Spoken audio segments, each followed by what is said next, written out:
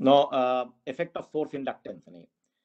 You see here, in the all the previous analysis, we assumed the source without inductance. But there are some inductance of the source, and you have some inductance here. So what will be the impact on the circuit if you have a inductance in the source? So this is what is discussed here, the impact of the source inductor. So you see the basic thing with the inductor. The basic thing with the inductor is that it does not allow instantaneous change of current. Instantaneous change in current. So what will happen due to this? So if there is an inductance, then there will be a rise of current and there will be fall of current. And if there is no inductance, we show like this. The current goes like this and it comes like this. We show like this. Okay. But if you have inductance, it will allow slow rise of current and then it will allow slow fall of current. So there will be rise and fall of current. There will be no sudden jump in the current. Now we assume that the load inductance is high. So that if the load inductance is high, that means what? This current is constant DC. Constant DC. This is the meaning. If you have high inductance, so there is no ripple in the current, and you have constant DC. Okay. So capacitor reduces the voltage ripple,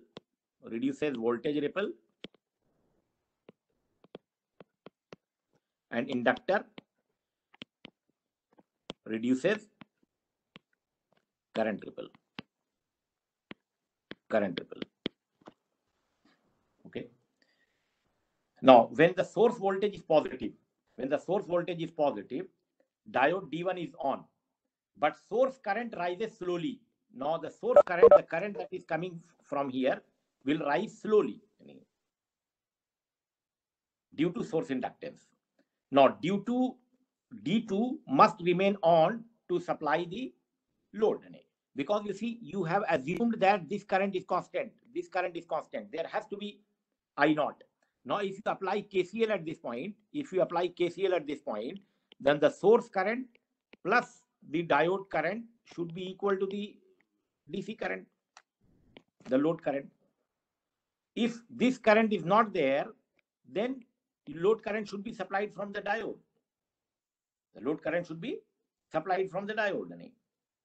So this is what is mentioned here, that when the source voltage is positive, D1 is on, but source current rises slowly due to the source inductance. So D2 must remain on to supply the load. The period when D1 and D2 remains on is called the commutation period or overlap period. This overlap causes reduction in the total average output voltage. Understand? So what is happening here? That you see diode is on,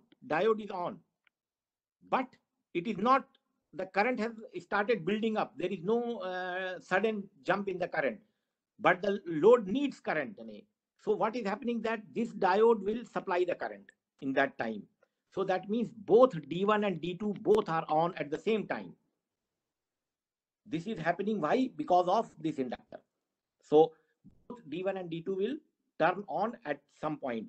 And this period of time in which both D1 and D2 are on, this is called commutation overlap. Now, why it is called commutation overlap? Commutation overlap means what? That you see, commutation means turning off. So ideally what should happen, that when diode D1 is on,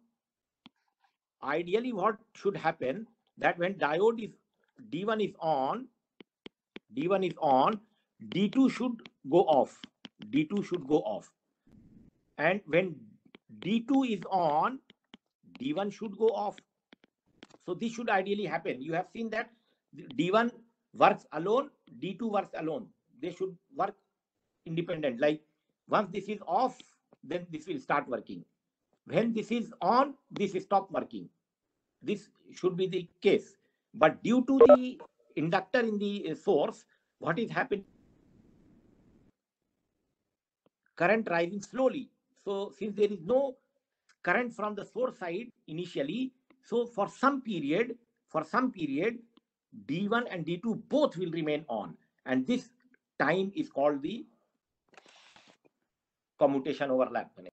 So what happens that if you have high inductance in the source, then the property of an inductor is to not allow a fast change in current. It does not allow the current to change instantaneously. That means the current through the inductor will rise and will fall. So if there is no sudden jump in the current from 0 to some value or from some value to 0, it takes some time for the current to build through the inductor and the current to fall through the inductor. Okay. Now, so what happens that